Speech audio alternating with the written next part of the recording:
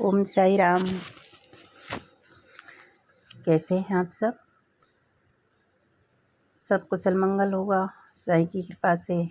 इसी के साथ आज का नया संदेश जो कि बाबा साईं ने एक कहानी के माध्यम से बताने की कोशिश की है, वो मैं आप लोगों के सामने लेके आई हूँ। मेरे बच्चों, ज़िंदगी में जो भी होता है अच्छे के लिए होता है, ये याद रखना। लेकिन आप लोग ये समझते हैं अच्छे के लिए होता है, मेरे साथ ये बुरा हुआ। नहीं, बिल्कुल नहीं। अच्छे के लिए होता है मतलब नियति ने उसका संबंध बना के रखा है, नियति उसको करना चाहती, इसके लिए हो गया, वो आगे भी होता। तो इसके लिए सब्र करो, क्योंकि हमारे साथ हमारा साईं खड़ा है तो वो कभी हमारे साथ अनर्थ नहीं होने देगा। आपको पता है कि सारे जो आपके ऊपर संकट आने वाले रहते हैं, वो आधा संकट तो मेरे साईं ले लेते हैं। चलो, अफसोस के साथ मत जियो कि कल मैंने क्या नहीं कर पाया, पर ये सोच के साथ जियो कि आज मैं क्या कर सकता हूँ या क्या कर सकती हूँ। इस सोच के साथ जीना है हमें। बाबा कहते हैं हमेशा आज में जियो, कल की चिंता मत करो। एक कहानी मैं बताऊंगी आप लोगों को जो भगवान गौतम बुद्ध की है। भगवान गौतम बुद्ध बहुत परेशान थे कि इतने लोग जो हैं वो परेशान रहते हैं कल की चिंता करके।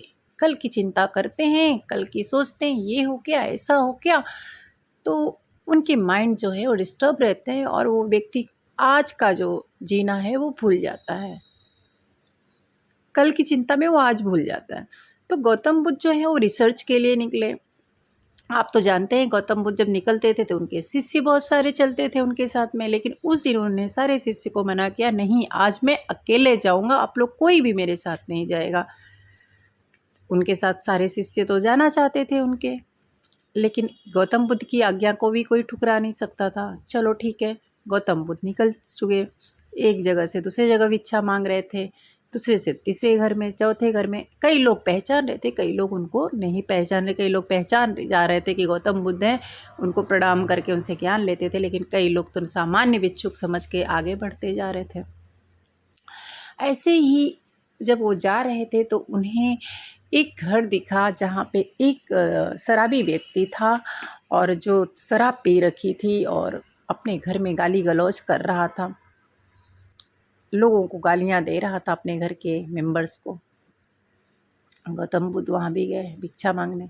अच्छा, इसने जो गुस्सा अपने घर वालों पे उतार रहा था, वो देखा कि अगर ये भिक्षुक आया है मेरे घर पे, और विफल पड़ा और गौतम बुद्ध जी को बहुत सारी गालियाँ देने लगा, अपशब्द कहने लगे। उसके बाद गौतम बुद्ध मुस्कुराते हुए वहाँ से निकल गए, दूसरे घर में भिक्षा मांगने लगे। अब समय बीता। दूसरे दिन जब उस शराबी व्यक्ति का शराब उतर गया, नशा उतर गया, तो पड़ोस में ही एक बुजुर्ग व्यक्ति रहता था, बुजुर्ग आदमी रहता था। वो आता है उनके पास और कहता है, बेटा तुमने बहुत गलत किया। तो ये व्यक्ति जो शराब पी रखा था व्यक्ति, उसने कहा अब तुम बाबा मुझे ज्ञान मत दो कि शराब पीना गलत है, ये सब ज्ञान अपने पास रखो। तो बोले बेटा मैं आपको शराब के बारे में ज्ञान देने नहीं आया हूँ, बल्कि मैं ये बताने आया हूँ कि तुमने बहुत बड़ा पाप किया। बोले अब मैंने क्या पाप कर दिया? बोले आपको पता है कल गौतम बुद्ध जी, भगवान गौतम बुद्ध जी है तुम्हारे दरवाजे पर भिक्षा मांगने आए थे और तुमने उनको पहचाना नहीं, बल्कि उनको अपशब्द कहा, गालियाँ दी। तो बोलने लगा ऐसे कैसे, मैं नहीं पहचानूंगा। भगवान गौतम बुद्ध भीड़ के साथ में आते हैं, उनके साथ में उनके कितने सारे शिष्य रहते हैं, ऐसे कैसे नहीं पहचान पाऊँगा। लेकिन नहीं, मैं कई बार मिला हूँ ना गौतम बुद्ध से, मैं तो उनको अकेले में भी रहेंगे तो मैं पहचान जाऊँगा, लेकिन तुमने बहुत बड़ा अनर्थ कर दिया। अब एक काम करो, जो हुआ तो हो गया, चलो अब जाके उनसे माफ़ी मांग लो। तो ये व्यक्ति बहुत शर्मिंदा हुआ कि अब तो मुझे नरक में भी जगह नहीं मिलेगी, क्योंकि मैंने भगवान का अपमान किया, भगवान को गालियाँ दी।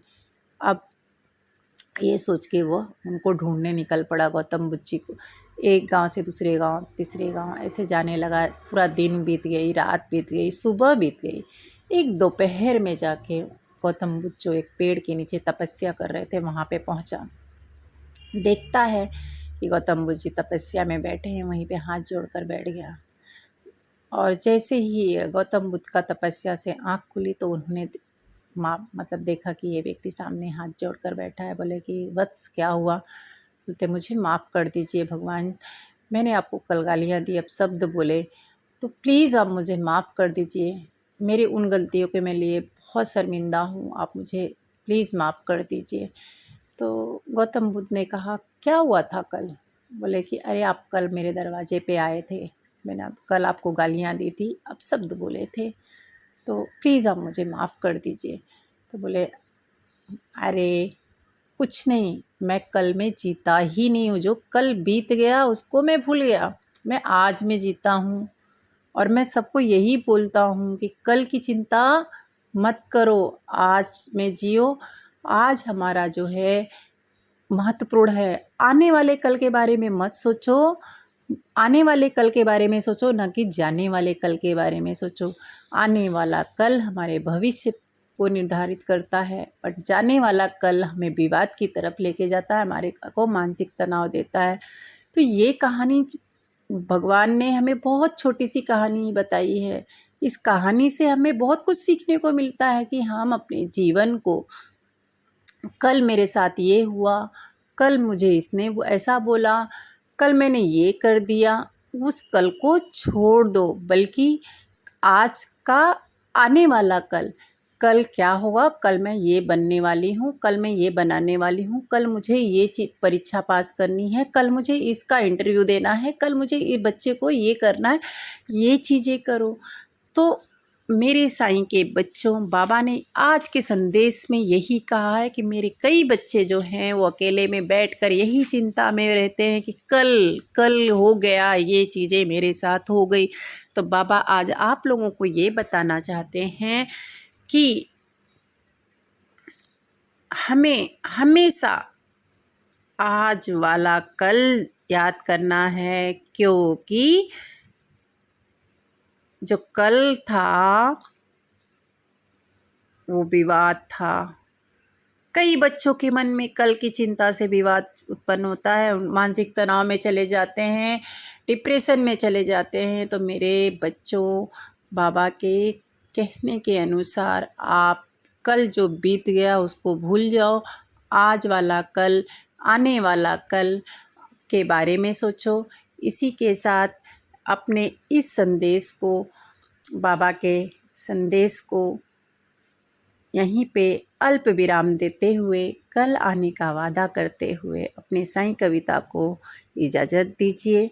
और हाँ, अगर मेरे ये संदेश आपको अच्छे लगते हों तो प्लीज़ लाइक, कमेंट और शेयर प्लीज़ करें, क्योंकि ज़्यादा से ज़्यादा हमारा परिवार होगा, हमारे बाबा का संदेश पहुँचेगा, हमारा साईंमय होगा, बहुत सारी चीज़ें होगी और बहुत अच्छे अच्छे संदेश मैं लेके आऊँगी। इसलिए ओम साईं राम, जय।